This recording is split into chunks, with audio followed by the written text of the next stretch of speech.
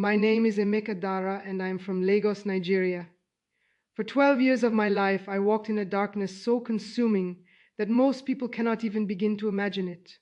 I was not simply a practitioner of dark arts. I was a senior ranking member of a powerful coven that operated across the whole of West Africa.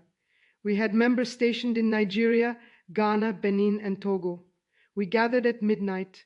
We performed rituals that most believers have only ever heard whispered about, and we had one central assignment: to block, delay, and completely destroy the prayers of the faithful. I know how that sounds. I know some of you watching right now are asking yourselves, is this real? Can a coven of witches actually do that? And I want to answer that question plainly before I go any further. Yes, it is absolutely real. The spirit realm is not a metaphor. It is not symbolic language. It is as real and as present as the very air filling your lungs right now. And it is governed by laws that those of us in witchcraft understood clearly, laws that we used deliberately, laws that gave us legal access to assault believers who did not know how to guard themselves. But here is what I also need you to understand. There were believers we could never touch, no matter how relentlessly we pursued them, no matter what rituals we performed, no matter how many sacrifices we made, or how many nights we assembled in that darkened room, chanting and calling on forces I will not name here. There were certain people of faith who were completely, totally, and absolutely untouchable, and it drove us to the point of fury. I remember the first time I came up against one of these believers. His name was Brother Chukwuemeka. He was an ordinary man, a secondary school teacher in Enugu. He was not loud or prominent. He had no large ministry, no television platform, no following of thousands. But when our coven set him as a target, something happened that I had never witnessed before. We could not even approach him. In the spirit realm, it was as though a wall of fire enclosed him completely. Every curse we released bounced back. Every hex we pronounced returned to us. Every monitoring spirit we dispatched came back disoriented and unable to locate him in the spirit realm at all. It was as if he had become invisible to us, and I became consumed with understanding why. Because in witchcraft, we do not attack randomly. We study people. We monitor their habits. We observe their spiritual lives with precision. We search for openings, for fractures, for doors left unguarded. And once we find an opening, we enter legally. That word is everything. The spirit realm operates by laws, not by emotion, not by volume, not by how loudly you pray or how many hours you spend inside a church building. Laws. And when a believer violates a spiritual law, even without knowing it, that violation hands us legal access. But Brother Chukwuemeka had no such openings. After months of trying and failing, I finally came to understand why. He carried 4 specific signs in his life, 4 dimensions of spiritual protection that rendered him completely immune to everything we attempted. And today, after my own freedom and transformation through the power of the divine, I am going to expose every one of those 4 signs to you, not to generate fear, but so that you can become what Brother Chukwuemeka was, so that you can become the kind of believer that dark forces cannot curse, the kind of person that demons scatter from, the kind of prayer warrior that the entire kingdom of darkness dreads. These are not theories. These are not things I encountered in a book or heard secondhand. These are the secrets that we inside the coven knew and deeply hated. And now I am placing them in your hands. Before I walk you through those 4 signs, I need you to understand something fundamental about the way we operated. Many believers assume that witches are simply people consumed by hatred toward the divine. And yes, there is deep hatred involved. Yes, there is profound rebellion against the Most High. But our operations were far more calculated than simple hatred. We were not driven by rage alone. We were strategic. We had protocols. We had manuals. We had spiritual intelligence networks through which information was shared across covens operating in multiple countries. If a pastor in one nation was growing in spiritual authority, we would send intelligence to covens in neighboring countries and build coordinated attacks. We knew when believers were planning crusades. We knew when congregations were organizing prayer gatherings. We knew when individuals were fasting. And for each situation, we had specific targeted strategies.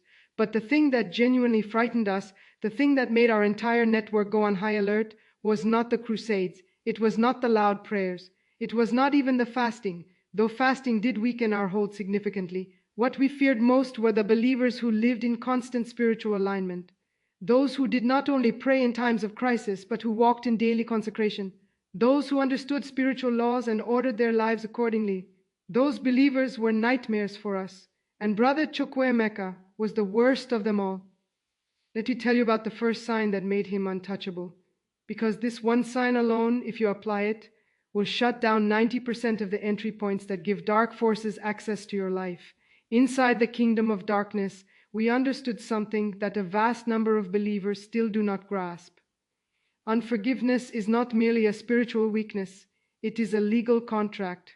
When you hold bitterness, anger, resentment, or hatred toward another person in the chambers of your heart, you are signing an agreement in the spirit realm.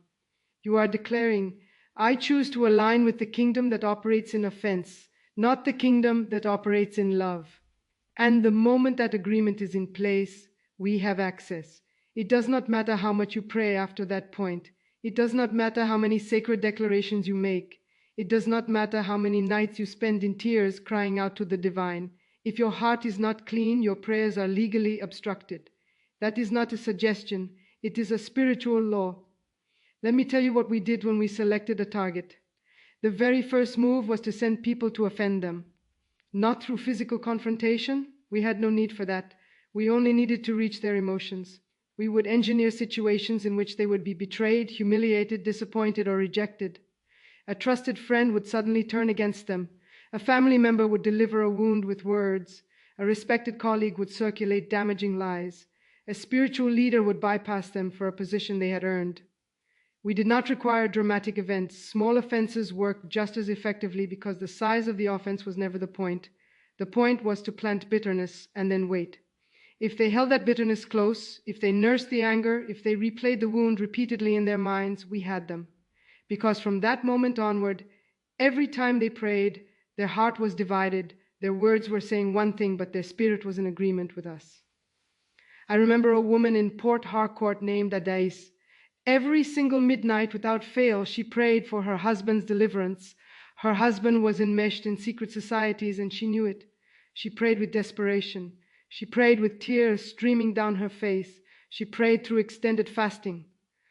But we were not concerned about Adais. Why? Because every single day, before midnight arrived, we made certain that someone had already offended her.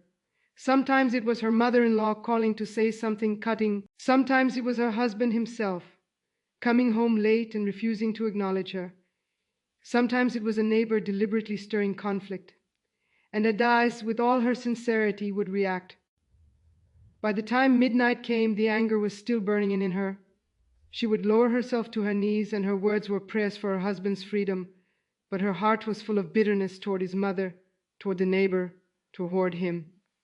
And because of that divided heart, we held legal access to block every prayer she released. She prayed like that for 10 years. 10 years of midnight intercessions, 10 years of tears.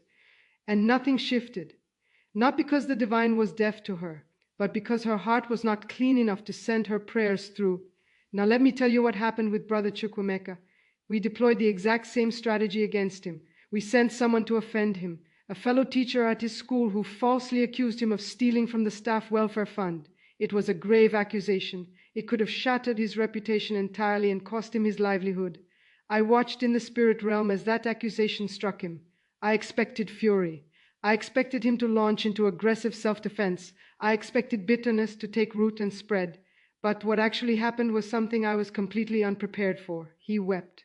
Yes, he was wounded. He was human. But before the sun set that same day, I saw him in the spirit realm, kneeling in his bedroom, and the prayer he prayed in that moment shook something inside me. He said, Father, I forgive him. I do not understand why he said these things about me, but I release him fully. I speak blessing over him. I ask that you open his eyes and soften his heart, and search me. If there is any offense hiding in me, remove it now. And then he prayed for each person involved.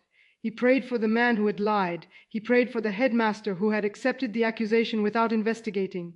He prayed for everyone connected to the situation. And in that moment, I witnessed something in the spirit realm that I have never been able to forget. Every door we had attempted to pry open through that offense slammed shut simultaneously. The bitterness we had planted withered and died before it could take root. And Brother Chukwuemeka's prayers that night rose like a sharpened arrow, cutting cleanly through every barrier we had erected. We could not stop him. His heart was clean. I need you to understand something vital here. Forgiveness is not about feelings. Brother Chukwuemeka did not feel warmth toward the man who lied about him. He did not manufacture emotions he did not possess, but he made a decision of the will, a deliberate, conscious choice. I choose to release this. I choose to let the Eternal handle what was done to me. And that decision sealed the door. In the sacred writings, there is a principle that most people know but few actually live by. If you extend forgiveness to others, forgiveness flows back over your own life. But if you withhold it, that flow is blocked. This is not merely a moral teaching. It is a spiritual law with direct consequences for your prayer life. I have watched believers pray for years with tremendous sincerity and nothing move, not because the divine was withholding from them, but because bitterness from a wound 10, 15, 20 years old was still sitting in their heart, legally blocking every prayer. They were still carrying anger toward a parent who failed them, still bitter toward a former partner who betrayed them, still resentful toward a leader who wounded them, still nursing an offense against someone who walked away. And as long as that remained, every prayer was legally obstructed. But here is the truth that changes everything. The moment you forgive, the door closes to the enemy. The moment you release the person who hurt you, you release yourself. The moment you speak blessing over someone who wronged you, you activate blessing over your own life. Brother Chukwuemeka did not teach me this with words. He showed me with the way he lived. If you want to be untouchable, if you want to become the kind of believer that dark forces cannot curse, you must do what he did. Before you pray tonight, examine your heart. Ask the sacred spirit to search you thoroughly. Is there anyone you have not fully released? Is there bitterness, anger, or resentment tucked into a corner of your heart that you have not addressed? If there is, release it now. Do not wait for an apology. Do not wait for the other person to come to you. Release them now, speak blessing over them now, and then watch what the divine does. Because a believer who prays with a clean heart is legally untouchable. The second sign that made Brother Chukwuemeka impossible to curse was something that the majority of believers completely overlook, and yet in the kingdom of darkness, we regarded it as one of the most decisive factors when evaluating a target. It was the spiritual condition of his home. Let me explain something that most people do not fully grasp. Your home is not merely a physical structure, it is a spiritual territory, and every single object inside it carries spiritual weight. Some objects carry the presence of the divine, some are neutral, and some function as open portals for demonic activity. When I was operating in witchcraft, we could not simply walk uninvited into any home we chose. We required legal access, and one of the most reliable ways to obtain that access was through objects. If a believer had an idol in their home, we had access. If they carried amulets or protective charms obtained from a traditional healer, we had access. If they wore jewelry that had been consecrated to spirits, we had access. If they displayed artwork or decorations that bore demonic imagery, we had access. These objects functioned like keys. They unlocked doors, and once a door was open, we could send in monitoring spirits, plant nightmares, introduce sickness, obstruct finances, and fracture relationships, all through a single object. Let me tell you about a businesswoman I once targeted in Lagos named Ebunoluwa. She was a committed believer. She attended worship every week without fail. She gave generously. She prayed every morning. But her business was in a sustained state of collapse, and she had no explanation for it. We knew the explanation. Ebunoluwa's grandmother had passed away 3 years prior. Before she died, she presented Ebunoluwa with a beautiful necklace, gold, intricately crafted, clearly expensive. Ebunoluwa treasured it deeply. She wore it everywhere, to worship, to work, to sleep. But what she had no way of knowing was that her grandmother had been a senior member of a secret society, and that necklace had been used in ritual ceremonies. It had been dedicated to a spirit, and every time Ebunoluwa wore it, that spirit carried legal access into her life. We barely had to exert effort. The necklace was doing the work for us. Every prayer she released for business breakthrough was obstructed. Every door that began to open swung shut before she could enter. Every client who was close to signing an agreement suddenly pulled back without explanation. Ibn Ulua had no idea why. She fasted, she prayed, she gave offerings, she attended deliverance services. Nothing moved until she attended a prayer gathering where a minister of genuine spiritual authority stopped in the middle of the service, looked directly at her and said, "There is something you are wearing that does not belong to you. It came from your grandmother and it is sealing every blessing in your life. Go home tonight and destroy it." She was stunned. She went home that night, removed the necklace, and did not simply discard it. She broke it apart and burned it, praying with authority as it melted. And the moment that was done, I watched from the spirit realm as the door we had been using to access her life slammed completely shut. The monitoring spirit assigned to her fled instantly. Within 2 weeks, she signed the largest contract of her entire business career. 2 weeks of breakthrough, after 3 years of obstruction, all because one object was removed. Now let me tell you about Brother Chukwuemeka's home. When we resolved to target him, the first standard procedure was to send a monitoring spirit to survey his dwelling. This is protocol in witchcraft. Before any attack, you gather intelligence. But when that monitoring spirit approached the vicinity of his home, it could not cross the threshold. It could not even get close. Why? Because his home was spiritually immaculate. There were no idols, no charms, no objects of compromise of any kind. Every item in that home had been consecrated to the divine. He had walked through his entire home, room by room, praying over every corner, anointing every doorpost, declaring the lordship of the Most High over every square inch of that space. And beyond that, he was fiercely intentional about what was permitted to enter. When people presented him with gifts, he prayed over them before they crossed his threshold. If the sacred spirit stirred unease within him about something, he removed it immediately, regardless of its monetary value or the relationship of the person who gave it. If it did not honor the divine, it had no place in his home. And because of that, his home was a fortress. We could not penetrate it. We could not monitor what happened inside it. We could not plant anything there.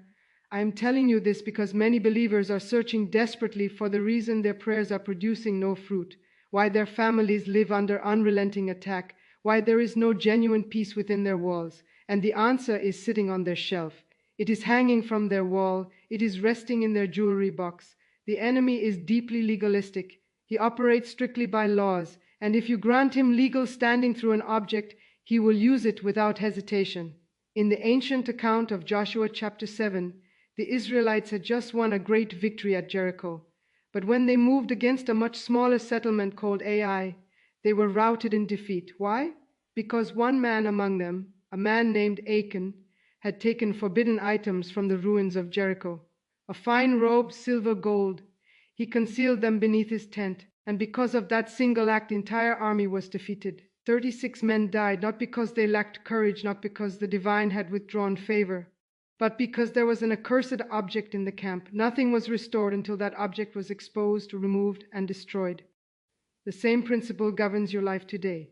You can pray through the night, you can fast for 40 days, you can attend every gathering, but if there is a compromised object in your home, you are maintaining a legal entry point for the enemy. So let me ask you plainly, is there anything in your home that does not honor the divine? An idol retained out of cultural loyalty, a charm received for protection, jewelry used in rituals before it reached you, artwork depicting occult or demonic imagery? If the answer is yes, remove it. Not tomorrow, tonight.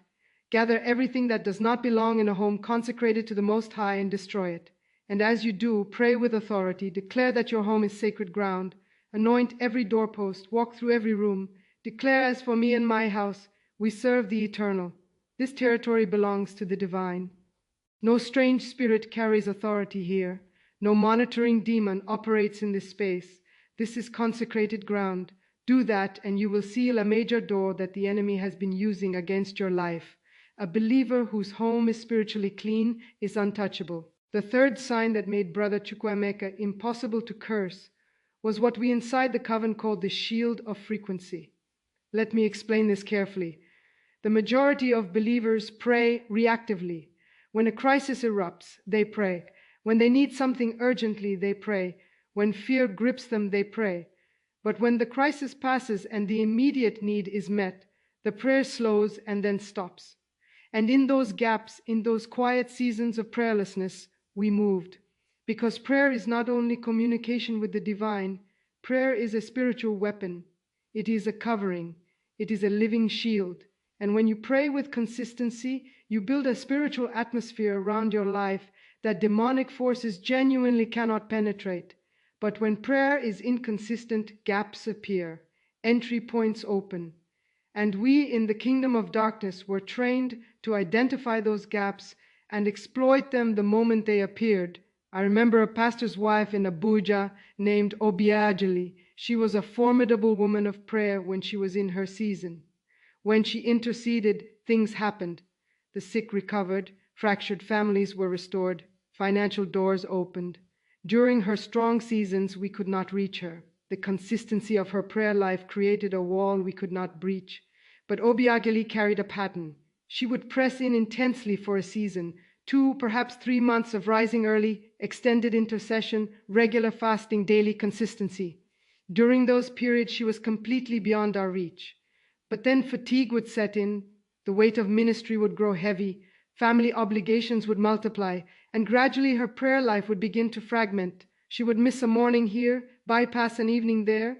Eventually she would go entire days without meaningful prayer, and that was our window. We would watch for the gap, confirm it, and then launch our coordinated strike. Sudden illness, financial disruption, conflict seeded into her marriage, a wave of depression and confusion, and Obiajali would be left bewildered, asking, why is all of this happening now? It was happening because the shield was no longer in place.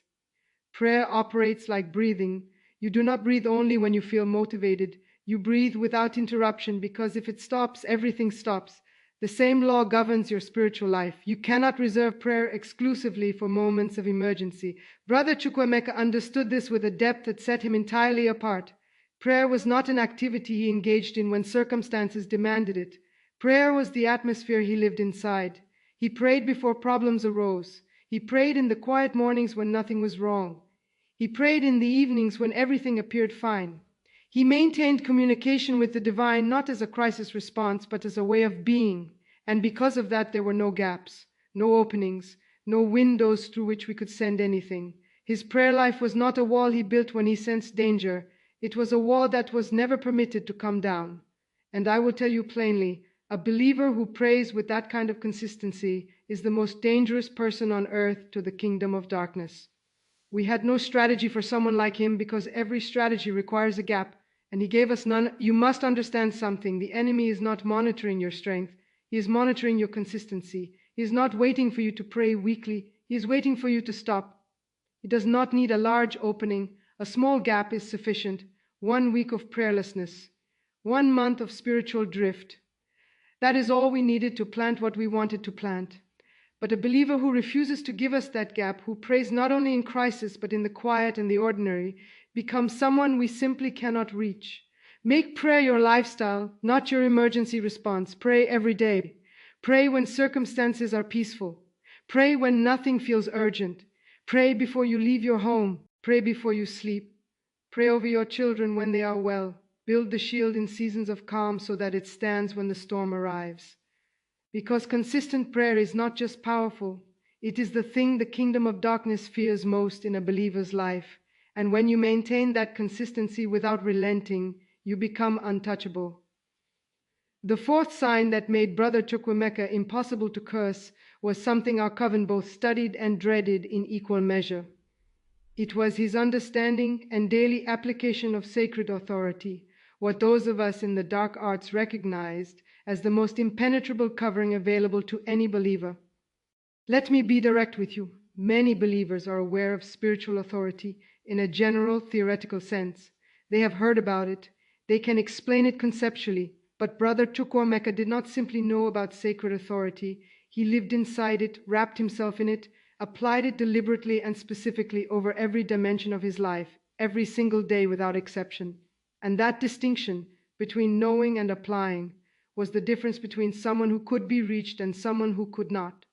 Every morning, the very first words from his mouth were a declaration of sacred covering over his life.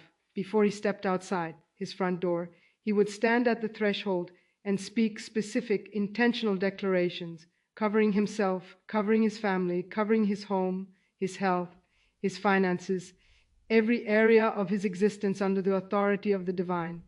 Before he slept, he would anoint his doorposts with oil and declare that no evil would be permitted to enter that space through the night. When he prayed over his students, he was specific, naming each one and covering them with the authority granted to him. He understood that sacred authority was not a theological concept to be studied. It was a spiritual weapon to be wielded.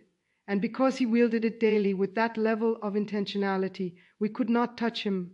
I remember the occasion when our coven leader, consumed with frustration over our repeated failures against Brother Chukwuemeka, resolved to perform a special ritual. This was not routine.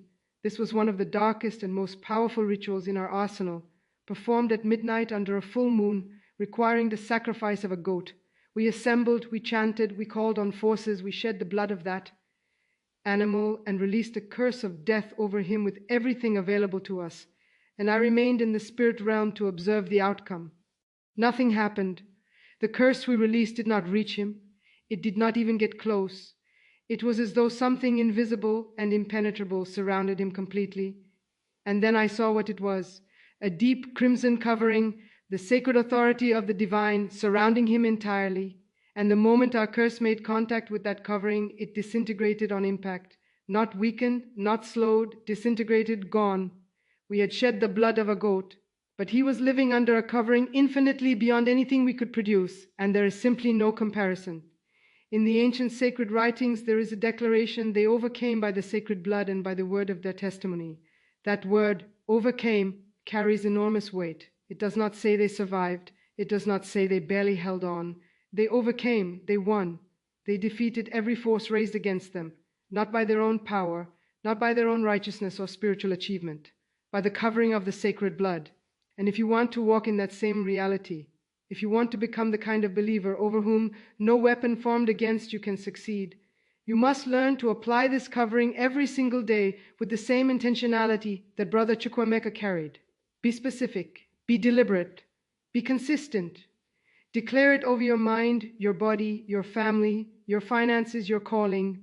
Declare it before you sleep. Declare it before you travel. Declare it over your children. Speak it into the atmosphere around you with authority, because this covering is the most powerful protection available to any human being alive. And when you live under it daily, you become untouchable. Now let me bring everything together for you. I have walked you through the 4 signs that made Brother Chukwuemeka impossible to curse. 4 signs that, if you apply them, will make you the kind of believer that dark forces dread, that demons scatter from, that the entire kingdom of darkness cannot successfully reach. The first sign, a heart that forgives before it prays. Release every offense. Refuse bitterness its residence in you.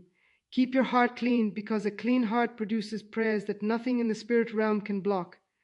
The second sign, a home that is spiritually immaculate.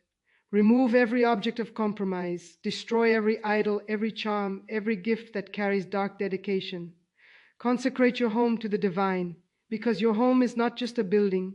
It is a spiritual territory that you are either guarding or surrendering. The third sign, a life sustained by consistent prayer. Do not pray only in crisis. Make prayer the atmosphere you inhabit. Pray every day in every season, because consistent prayer builds a shield with no gaps for the enemy to exploit. The fourth sign, a life positioned under sacred authority. Apply this covering deliberately over every area of your existence. Declare it daily with specificity and intention. Live under it, because this is the most powerful protection available to you. And when you walk in it consistently, no curse formed against you can reach you. These 4 signs together form an impenetrable shield. When Brother Chukwuemeka carried one of them, we struggled against him. When he carried 2, we failed. When he carried 3, we retreated. When he carried all 4 simultaneously, he was completely, totally, and absolutely beyond our reach. We could not monitor him. We could not curse him. We could not attack him. He was untouchable. And you can be too. I need you to understand something clearly. The enemy is not as powerful as fear has led you to believe. He is far weaker than most believers realize, but he is more legalistic and more strategic than most Christians understand. He operates strictly by spiritual law. If you hand him a legal opening, he will step through it without hesitation. But if you close every door, if you walk consistently in these 4 signs, you become legally untouchable. And that is the moment when everything changes. That is when your prayers begin to pierce through every obstruction. That is when your family begins to walk in genuine freedom. That is when your finances begin to move. That is when your health is restored. That is when your purpose advances, not because you are flawless, but because you are protected, not because you are powerful in yourself, but because you understand the laws of the spirit realm and you live by them. After I left the kingdom of darkness and surrendered my life to the divine, I made a covenant with myself.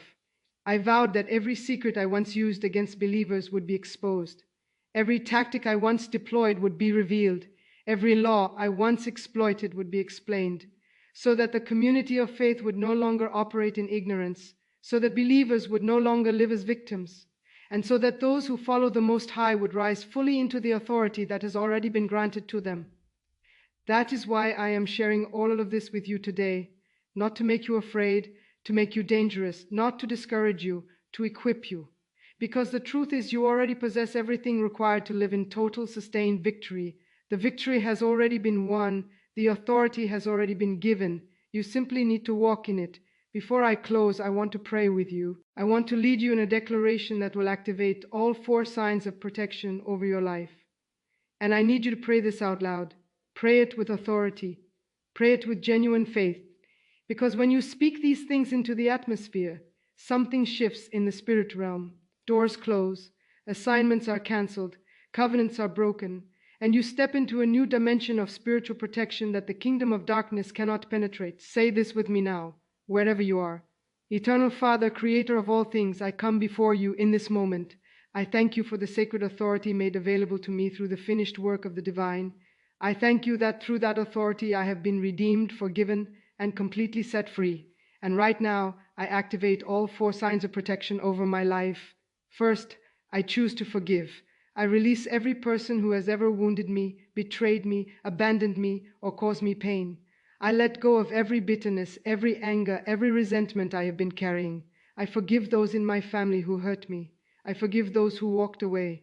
I forgive those who lied about me, spoke against me, and worked to destroy me. I release them completely and without condition. And I ask, Eternal Father, that you search my heart. If any hidden offense remains in me, remove it now. I choose love. I choose release. I choose to keep my heart clean. Second, I consecrate my home. I declare that my home is sacred ground. Every room, every corner, every object within these walls belongs to the Most High. I renounce and destroy every item of compromise, every idol, every charm, every gift-carrying dark dedication that has given the enemy access. I declare it removed and destroyed in the name of the Eternal. I anoint every doorpost with the oil of the sacred spirit. No strange spirit carries authority in this space. No monitoring demon operates here. No curse can land here. This house is consecrated to the divine. Third, I commit to a lifestyle of consistent prayer. I will not reserve prayer for moments of crisis. I will pray every day. I will seek the presence of the Eternal in every season, peaceful and difficult alike. I declare that my prayer life will not be fragmented. I will build the shield of frequency through daily communion, and I ask the sacred spirit to give me discipline, hunger, and passion, to pray without ceasing, without giving the enemy the gap he is waiting for. Fourth, I apply the covering of sacred authority over my life right now. I declare this covering over my mind, my thoughts, my imagination, over my eyes, my ears, my mouth, over my heart, my body, every internal part of me. I cover my family, I cover my home, I cover my finances, I cover my calling, my purpose, my destiny. Under this authority, I cancel every curse that has been spoken against me. I break every evil covenant entered into knowingly or without my knowledge. I destroy every monitoring spirit assigned to track my life. I nullify every witchcraft attack, every demonic assignment, every dark agenda operating against me. I am covered, I am protected, I am sealed, I am untouchable. No weapon formed against me shall succeed. Every voice that rises against me in accusation, I condemn it. This is my inheritance as a servant of the Most High. My protection comes from the Eternal. I declare that from this day forward I walk in all 4 signs of spiritual protection. I am a believer that demons fear. I am a person of faith that dark forces cannot curse. I am a child of the Eternal, covered by sacred authority, and no power of darkness holds any dominion over my life. In the mighty, all-conquering name of the Divine, Amen. If you prayed that declaration with me, something has genuinely shifted in the spirit realm. Doors have been sealed, curses have been severed, and you have stepped into a new level of spiritual protection that did not surround you when you began watching this video. But I need you to do something beyond this moment. Do not treat this as a single event and then return to your previous patterns. Live in these 4 signs. Examine your heart every day and keep it clean. Forgive quickly. Check your home regularly and remove anything that does not belong in a consecrated space. Pray consistently as a lifestyle, not a reaction, and apply your sacred covering every single morning. Do these 4 things with consistency, and the enemy will have no legal access to your life. You will become the believer that the kingdom of darkness genuinely fears. Before I close, I want to ask something of you that will help carry this message further. If this testimony has opened your eyes, if something you heard today has shifted your understanding of how the spirit realm operates, please share this. Share it with someone in your family. Share it with a friend. Share it within your community of faith. Because there are countless believers right now who are praying, fasting, and crying out to the divine with all of their heart, but nothing is moving. Not because the Eternal is not listening, but because they do not understand spiritual law. They do not know about these 4 signs, and you can be the one to bring this light to them. Also, if you have not yet done so, please subscribe to this channel. I will continue sharing testimonies, continuing to expose the tactics of the kingdom of darkness, and continuing to teach believers how to walk in genuine, sustained victory. This is not simply a content channel. This is a movement to awaken the community of faith, to bring revelation, to bring deliverance, to bring freedom. And by subscribing, by sharing, by engaging, you are helping to carry light into places that are still dark. You're helping to set people free. So take a moment right now, subscribe, turn on your notifications so you do not miss what is coming, and share this message with someone who needs it today. Because together we are going to reclaim what has been taken. Together we are going to walk in the authority that has already been given to us. Together we are going to become the kind of believers that the entire kingdom of darkness cannot touch. I am Emeka Dara. I was once an operative inside a coven that targeted and attacked the faithful. Now I am a voice exposing the works of darkness so that others can walk free. This is my testimony.